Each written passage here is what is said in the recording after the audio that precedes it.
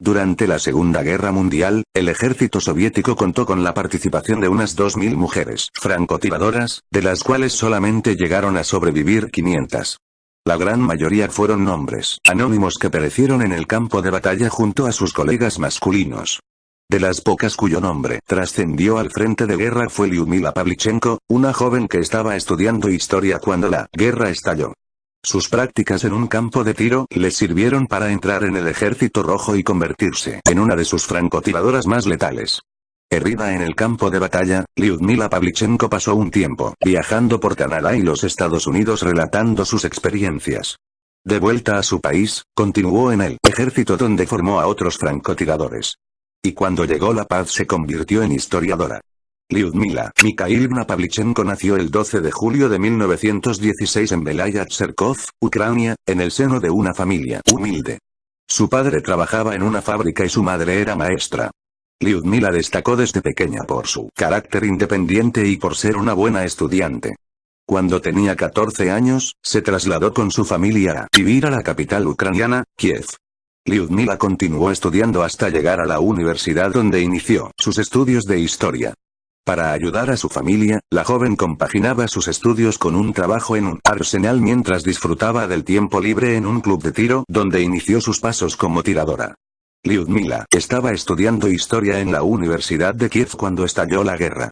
No se lo pensó y se dirigió a la oficina de reclutamiento para alistarse en el cuerpo de infantería.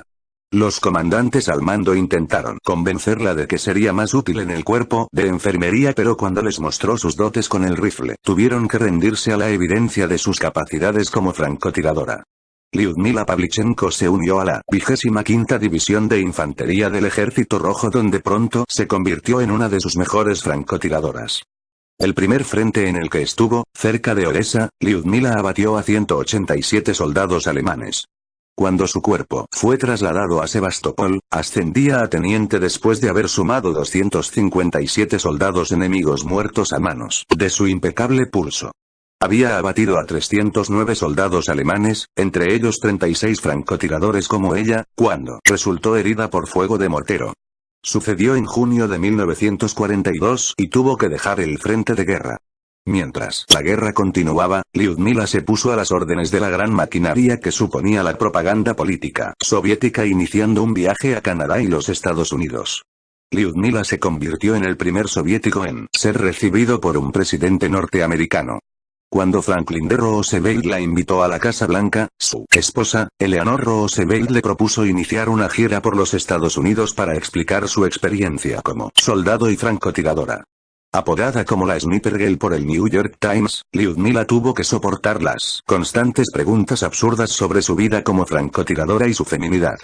Parecía que a muchos periodistas norteamericanos les interesaba más si las mujeres se pintaban las uñas en el frente que por sus hazañas bélicas.